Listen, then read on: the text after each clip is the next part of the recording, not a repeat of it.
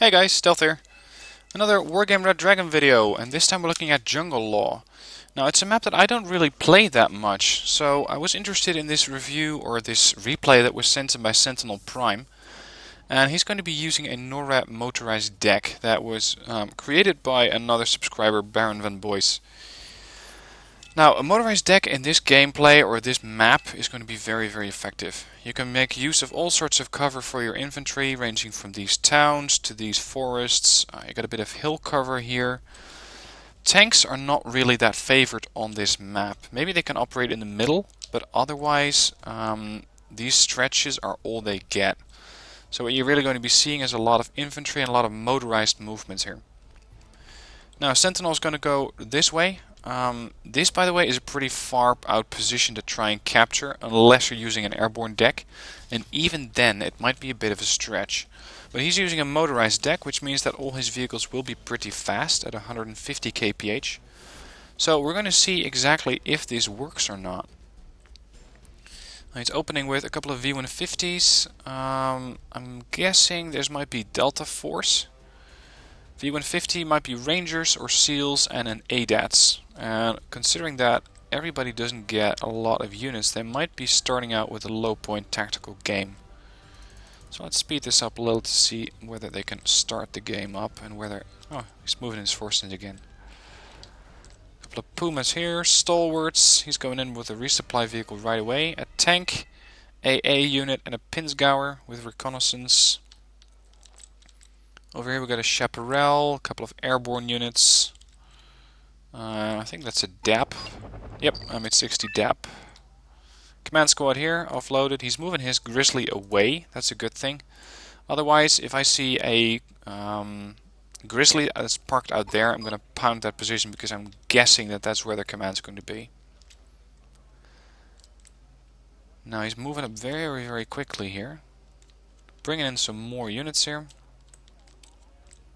They already captured Juliet right away. Good coordination there with CVs. They're not the only one who's doing that. The enemy also considered that and they captured Bravo. I might be using this Grizzly as a bit of a throwaway reconnaissance unit, or park it here. I'm not sure where it's going yet. Now he's taken the, I'm always calling this the jungle road or the forest road, where you don't have this extremely exposed road that's leading towards Hotel, but he's going right into Echo. If he can get a foothold here, with a bit of SEALs and Delta Force and possibly some AA infantry, otherwise your infantry might get very, very quickly destroyed by an enemy airstrike, you have a pretty good position there. He also has an ADATS, not the best AA, but they're an all-round unit. They can attack anything except infantry. If they hit anything, it's going to do 25 armor penetration or 7 HE damage. Their accuracy, though, isn't that good, 45%, and I've more often than not seen this as an accuracy of more or less 35%. I find that they're not that accurate. Navy SEALs here as expected, but the Deltas, more Deltas coming up. It'd be good to park these vehicles in cover to create a bit of an ambush. He's putting down an attack marker because the enemy has arrived. Now, BTR-80As, that's more transports. And these are BMD-3s, that's not exactly material for SEALs to engage. V-150's taking a bit of fire, moving the SEALs back, good choice there. Come on, get into these buildings quickly. Look at that. This is the problem that is the BMD-3. With their autocannons, they are so extremely effective at taking down enemy infantry that if you're not in cover soon, you're going to lose squads, and that's exactly what happened here. This was a group of 20 Delta Force, and now there's only 3 left. And I think he's way over his head in this situation. These V150s unfortunately cannot really provide that much cover. They only have a 0.5 HE value, which makes them barely capable of defeating infantry, let alone going after a BDR-80 like that. I think that he should have moved up his Delta Force a little bit more, relieved these guys. And Spetsnaz GRU versus his Navy SEALs is not going to be in the favor of the Navy SEALs, especially considering that BMD-3 group out there. Yeah, unfortunately the seals went down, the Delta Force went down there. He has more Deltas in here. If he wants to use these guys, he has to push up right now. And personally, I would be getting this ADATS out of here, because I know right now that this position is screwed. And the ADATS is a 90-point vehicle that's made out of paper armor. It only has one on every side, so this would be the ideal time to run the hell away. Let's see if he's actually going to do that or not. Yep, here you go. A lot of fire from these submachine guns, the MP5 SDs from Delta Force, and they're now taking fire from an Mi-8 MTV. High-end rocket pods, 122mm, and they took out the ADATS there. ADATS could have easily defeated that helicopter, if only it was put to attack move, but unfortunately it was just running away as fast as it could. He's doing a one-on-one with Spetsnaz. This is going to be actually quite interesting. He's going to win, but I think it's going to be Deltas, considering that they're higher veterancy. Yeah, until that happened. They did get a 45-point kill total there. And BMD3s just took down a DAB. So he just lost all of his forces here. Let's hope he can get this Eagle out of here before it's going to get shot down. It's even a BTR 90 out there. This group might have been mechanized, considering the amount of BMD3s that they were using. It's also possible that we were looking at a USSR airborne deck, which went heavy on ground forces. I don't know yet. Now his ally over here, Alexander, is pushing in with a bit of Green Jackets and some Highlanders, but considering the good grasp that Red 4 has of this area, it's not going to be easy to get in there. Lost everything here. Yeah, you did. If you would have brought one tank, this would probably not have happened. But then again, you don't really get that many good tanks in a motorized deck. You do get some. An Mi-8 might have been able to defeat one or two of these BMDs quickly. And unfortunately another Chinook goes down there. Get wiped out by the Highlanders. And here's that Grizzly. What's he doing with a Grizzly out here? It's just an easy target. It might be a bit of a reconnaissance, a tripwire vehicle here. But its autonomy, or its optics is poor. So don't expect this thing to start spotting for you right away. Bringing in some more forces, and let's see how the other side's doing. See, this is something that's an easy target. The command infantry has good stealth. The truck does not. If you were to do a flyover here with a helicopter, you would be spotting that thing probably about there-ish. And if you would spot the truck, I would immediately start pounding this truck with artillery, because usually if you find a lonely truck, that means that there's an enemy unit there. So in this situation, Matthias, next time try to move your Jupiter away, because you're making it too easy for the enemy to attack you here. A couple of Fern Spears here with Leopards in front. These Fern Spears would be much better if they were positioned right there. Or even here if you can get that far. Just get these guys to move, turn off their weaponry, and let them walk all the way out here. With their exceptional stealth, they're more than capable of surviving that. And over here we're seeing some Navy SEALs, some Highlanders in conflict with vehicles. That's not a good trade for the Navy SEALs. I got a chap here, Chaparral, some more Canadian rifles, which have been offloaded pretty early, unless Red 4 has quite some infantry in here, which they don't. And I think that the transports might have been destroyed. He also has a bit of mortar fire here, or capability of fire, and these things are really taking counter battery fire, by the looks of it. Over here in the middle, Blue Force pushing up with some more infantry. We're in Milan's. Over here they have taken the town to some extent. They pushed out Red 4, destroyed those BMDs, which were causing all sorts of trouble. But their AA situation isn't that good yet. They got a Javelin here. They do have a Chaparral here. Over here they got nothing, except the DAP. And a DAP is not that good of a unit against enemy aircraft. It can take down helicopters quite effectively, but an Su-27 is just going to get away without getting hit. Now it's going to be interesting if Goblin can get the kill here on these Rezvetkas and the Iglas. Let's see if he can push up a bit more. If he can, he might even get that helicopter while it's still not too far away. But, yeah, they know he's here.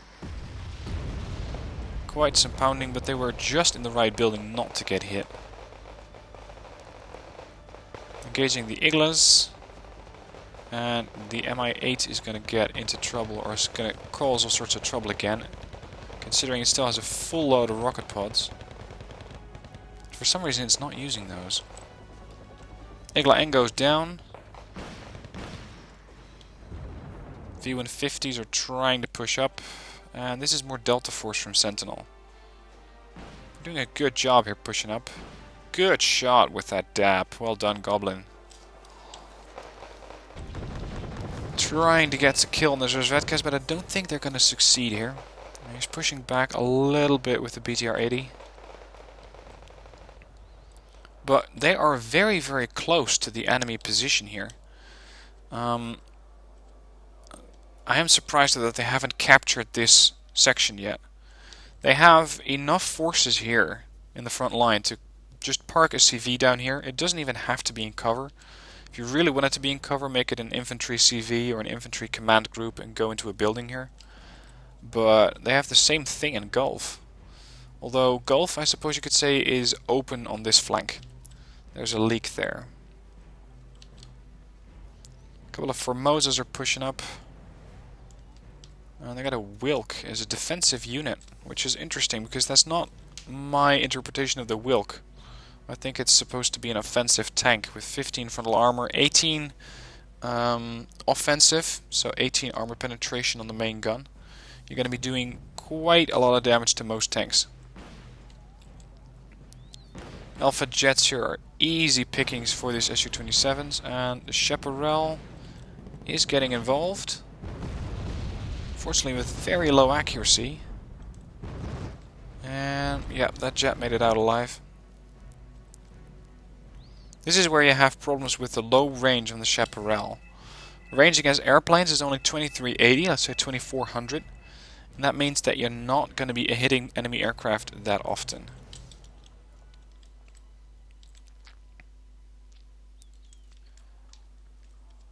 Now the battle seems to be in the advantage of Blue 4. And I'm saying that because Blue 4, if you look at it, pretty much live with a straight line. If you take a ruler and put it across the map, you'd say that Blue 4 has most of the map under their control.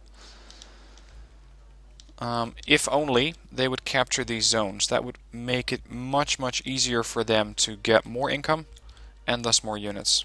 And possibly help them in winning the game.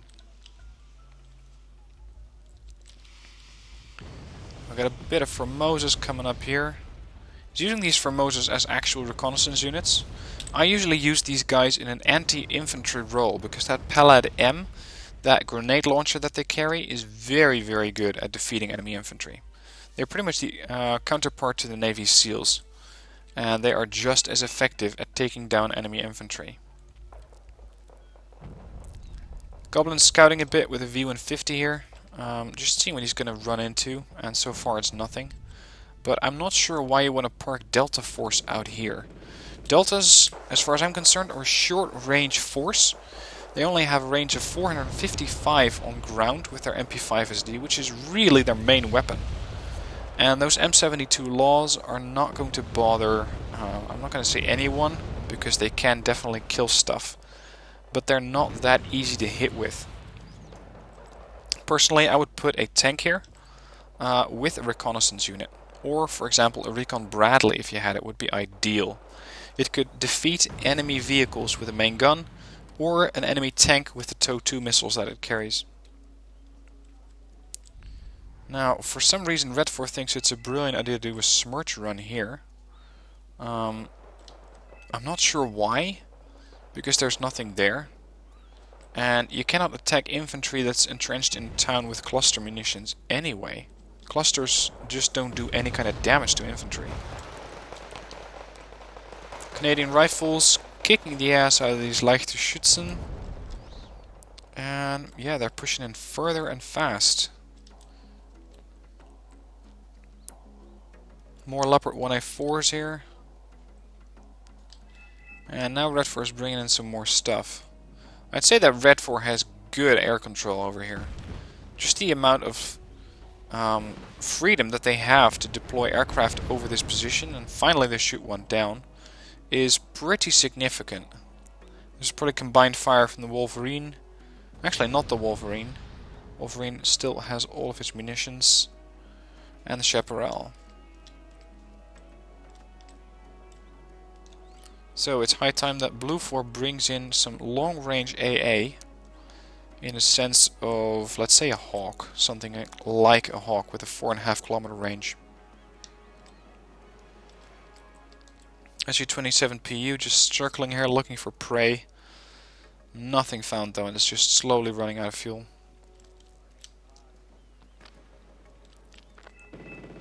Now this is a point where it's getting pretty difficult for Blue 4 to move up further. Because the more that they push up, the more open fields you're going to encounter. Pushing into Charlie is not easy, because the enemy can have this position well defended. They can have quite some infantry in this town, which is exactly what they do. They got VDV, I think, yeah, VDV 90s with BMDs backing them up. So this position is hard to take. Over here, this is a position that they could take out, considering there's only a couple of transports and an AA, but of course they don't know that. What you could do here is push in with some tanks, have a couple of tanks here, possibly deploy some smoke screens, and then push in with both your tanks and vehicles with infantry inside. And over here it's very, very difficult to push up for either side, because Blue 4 has the problem that they got Red 4 ATGMs in here. Red 4 can be opposed by Blue 4 ATGMs here.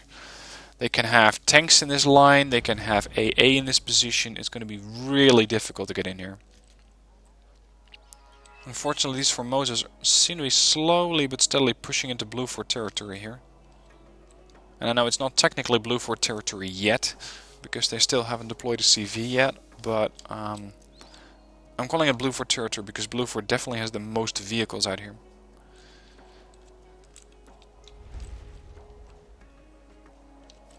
Now let's push this up a bit.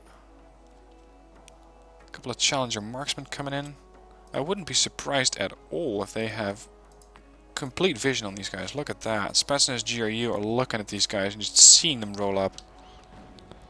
This is when I would do a seed run. Because I know that with my aircraft I have a good air superiority. I saw that infrared AA go over here, so if I can just send my seed craft over this line, I can pretty much guarantee a hit on that marksman. And he might exactly be doing that with a KA-50 with a KA-52 for reconnaissance. 52 has those seed missiles, of course. And the 50 can take out pretty much anything else. And so far they haven't seen that marksman yet. They're probably too far away. Blue 4 aircraft spotted at long range. Jaguar bomber. 2 heavy cluster bombs. But I'm not sure why they're trying to fly this thing right over enemy AA. They have a Niwa, they have 2 fighters, they have a Spag, and that plane was just doomed. They were just throwing points at the enemy. It seems that Red 4 is trying to push back here. Canadian Airborne is having none of that, but they are completely isolated here. And you can see that Red 4 has just deployed, I think that this is 60 Commandosis here.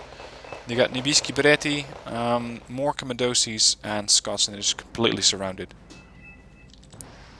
Bomber comes in. Let's see if they can get those bombs on target. And that's going to cost them a ton of command. Look at that. All the Commandosis are suddenly evaporated. And they're suddenly at the same position again. Same point value. Navy SEALs engaging the Commandosis here with backup from a Bison. But with that grenade launcher there, they're going to be really chewing through these Commandosis quickly. There you go. They can do the same thing to the Nibiskis, but I would rearm or resupply these guys first. And surprisingly, Goblin is trying the exact same thing here. He knows that there's an AA position there. He knows that there's a Spag there. because he saw what happened to that Jaguar, but he's trying to do the same thing. And unfortunately this A6 either didn't drop or didn't hit. Let's see. They have captured this position. Good job there. They can capture this position. I would position my CV here rather quickly because it's worth 4 points. You can just park it out there, or even in this town right up the road. You have more than enough time to get out if you are too threatened in this position. This, by the way, is also an interesting play, having a resupply vehicle very close to the enemy front line. Of course, Goblin probably did not know this at the time, but I think that the vehicle that this resupply vehicle was resupplying died to a cluster artillery strike by the looks of it. Another Smirch run, RM70 firing its missiles here. Fortunately, Blue Fort doesn't have that many vehicles over here, but they are pushing with a Wolverine. Let's hope we can stop that and back it up. Otherwise, it might get right into the area of effect of that artillery. He's lucky to make it out of there. Or rather, in there, actually, because they're still pushing up, of course.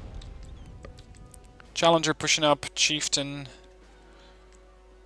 Now, as mentioned, it's not easy to get a good position for tanks on this map. You see that it's mostly vehicles and infantry that's operating and dominating this position. There are some tanks here. Personally, I would put the tanks out there or even further ahead. Because if you're not pushing up towards the enemy, if you're not making contact, then, in my opinion, they're not pushing hard enough.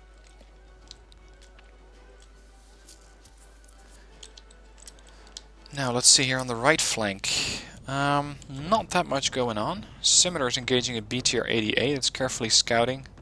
BTR-80A, yeah, there you go, is returning fire. And this is where you can see the accuracy of these vehicles. 40% versus 25%. And this thing can even do 30% when it's moving. So the BTR-80A with 2 frontal armor and 2 side armor actually has a better chance of killing this Scimitar, which has the same armor but less accuracy and probably a lower rate of fire. So I'm thinking that this Scimitar is gonna go down. Scimitar got a couple lucky hits on this BTR, and this is not really the right use of an Eagle. It's a very, very high risk, low reward bombing run that he did there, only 15 points. That could have cost him a 160 point aircraft if the enemy had more AA in here. If they would have had, for example, one of the Niwas on this flank as well, that would have stunned the aircraft and probably made it a very easy target for the Su-27 and the Yak-141 that just showed up. Big smoke screen being put down here. Not really sure why though. Not really sure who put it down as well. But I'm thinking it's Blue 4.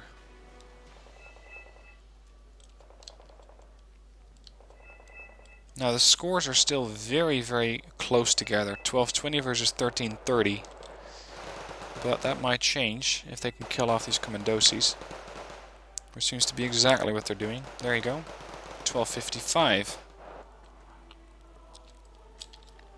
And again the RM70 is preparing to fire. As well as these Tunchas, which are probably trying to return fire on the last known position of the Navy SEALs. Yep. Goblin pulled these guys out at exactly the right time. And he made an interesting choice here. He disabled the Stoner 63, which means that the SEALs will get into range of their main gun, the AKM, as well as the Hawk.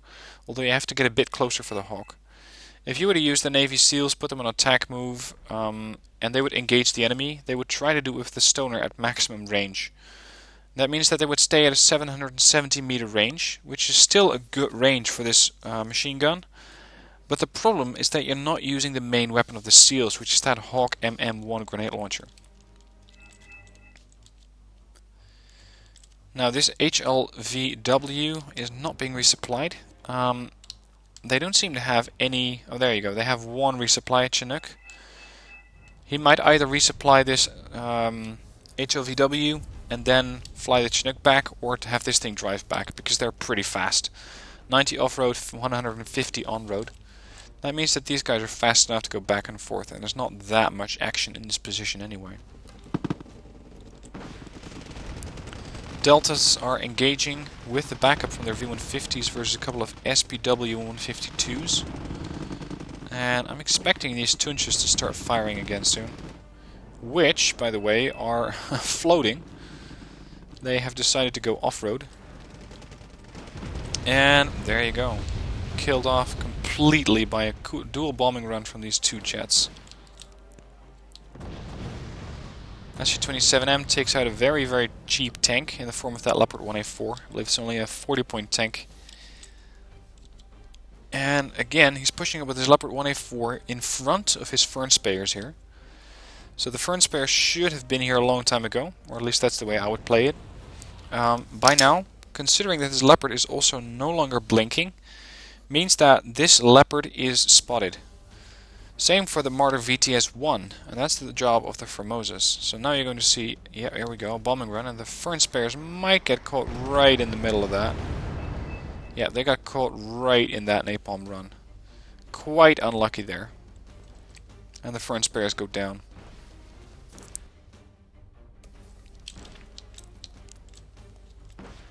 Let's see if this chap can get the last missile in. Not quite, and that Yak made it out with 1 bar of health remaining. And it seems to be a pretty standoffish match. Red 4 does not really make an attempt to get back at the territory that they've lost. Which is pretty much the same thing I would be doing. I would reinforce my lines, and considering I'm 400 points ahead, I'm not that interested in getting terrain back, because usually the attacking party is going to lose more terrain or more points than the defending party. Now they have found these Formosas, finally. Goblin has spotted them somehow. And for some reason he's just not engaging. Even these 113s could easily wipe out the Formosas. Until a whole group of concours with a Wilk shows up. Which are not quite accurate. But they're accurate enough to take out one of those tanks, that last Leopard 1A4 that was hiding there. Hornet tried to do a missile run here, and it got a kill. It killed off this Wilk out there. So that is a bit unfortunate for Red 4, and they just lost another vehicle. So good run by Goblin there. Now looking at the points, I'm thinking that Matthias is a very inexperienced player. He only has scored 23 points so far. 23 points is possibly a couple of transports. I don't think that he's done a lot of other stuff. Now this warrior is screwed, of course. VDV 90s, just eat those things for breakfast. Bombing run coming in, which is very dangerous. That's probably that eagle again. Now you see, I'm very concerned for this eagle because there's a Sopel up there. SU-27 is pretty dangerous as well with those Vimpels. And this Niwa, they can't dodge that, but you can see that the SU-27M is trying to get that eagle. And actually doing a fairly good job at it too. That thing left with 2 bars of health.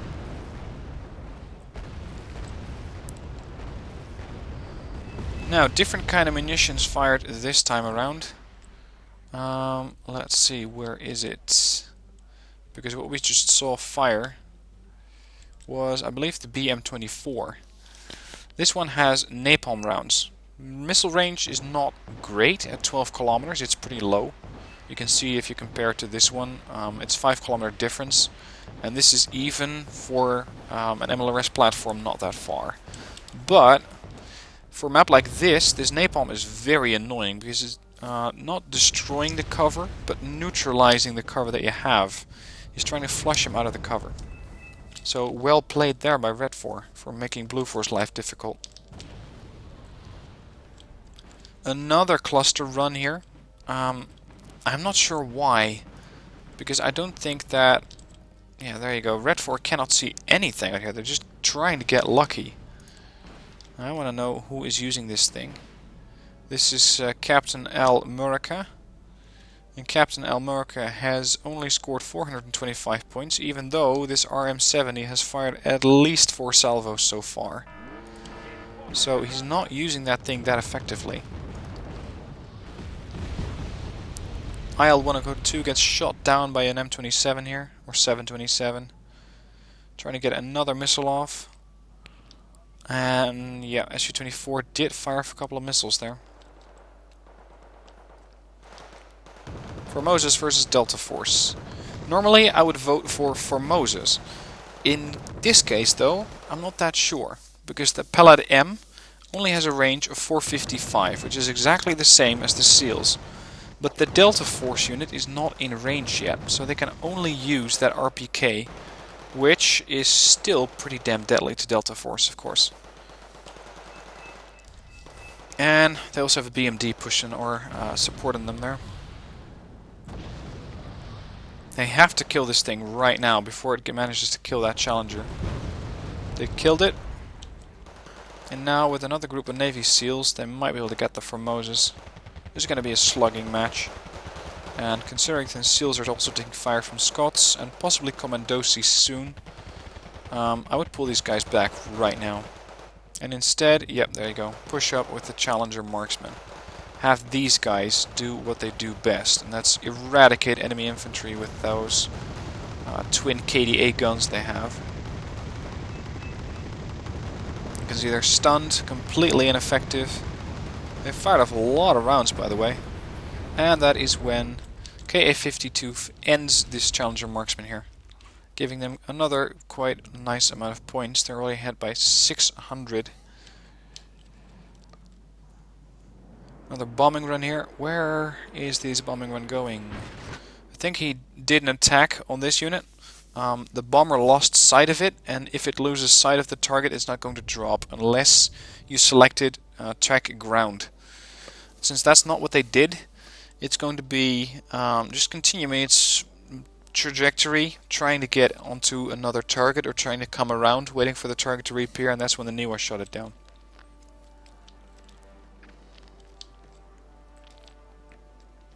It's not looking too good for Blue 4. And this, ladies and gentlemen, is why I don't use the Weasel. This thing has an autonomy of 200 and it is just stranded. And it's not just stranded in cover, it's stranded out in the open. This is an extremely easy target. And Red 4 can see it, of course, with the Spetsnaz that they have out there. They might be going for it. I would try to get it from the side because they are worth 50 points. But you have to know where the enemy AA is first. So I'd send in a seaplane, a fighter, and a bomber to take out this TOW-2.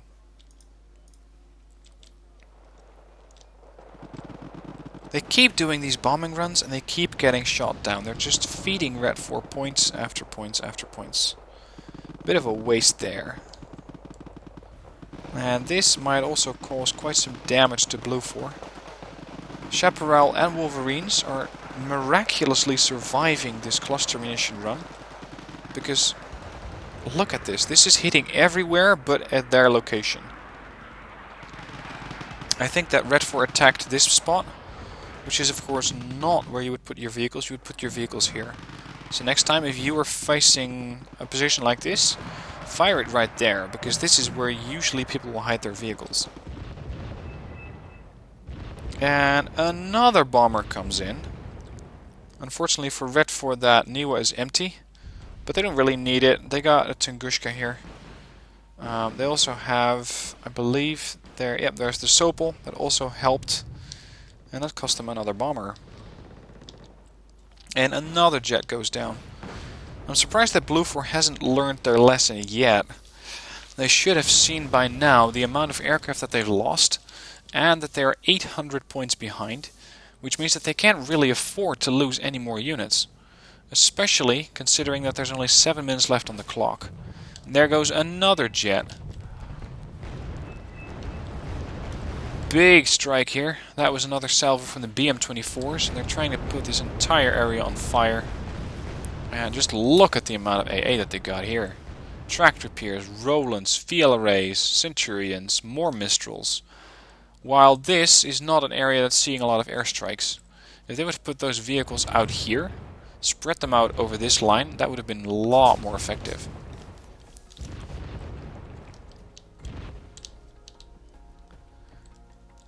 Now a bit of smoldering mountain here, some trees have caught fire, a little bit of damage to infantry here and there, but these BM-24s are most effective if you can follow up after you engage with a strike like that.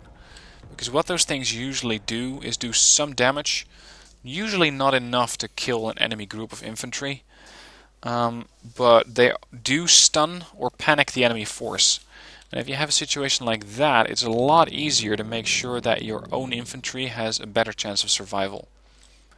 So if they would have pushed in with, say, VDVs and Spetsnaz, then this group would have been in trouble. If this group had been affected, which they haven't really been. So personally, if I was Red 4, I would engage this position with that BM-24 strike to make sure that this position is put on fire. I then deploy smoke screens, or at least a smoke screen out there to make sure that Blue 4 has no vision, and push in with Spetsnaz, VDV, and possibly a Tunguska, holding it there to make sure that if Blue 4 responds with an airstrike, I can take that down as well. But of course, as always, it's easy for me to say that because I'm not actually fighting the battle. There goes another jet. That was the F-15D. Pretty expensive, 160 point jet. There's only 3 minutes left in this replay. So I'm guessing that by now you know exactly what's going to happen. And it's not going to go well for Blue 4. Especially since Blue 4... a bit of miscom here because Sentinel is engaging. I'm not sure what he's engaging really, but he seemed to have been hitting the chieftain, and that did some damage. Bit of blue on blue there.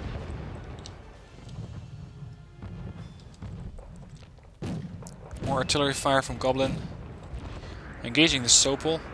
Now Sopel was a pretty soft target, but you will need quite a bit of fire from those mortars to actually kill it. You can see it did get hit. There's only 3 bars of health left on this vehicle.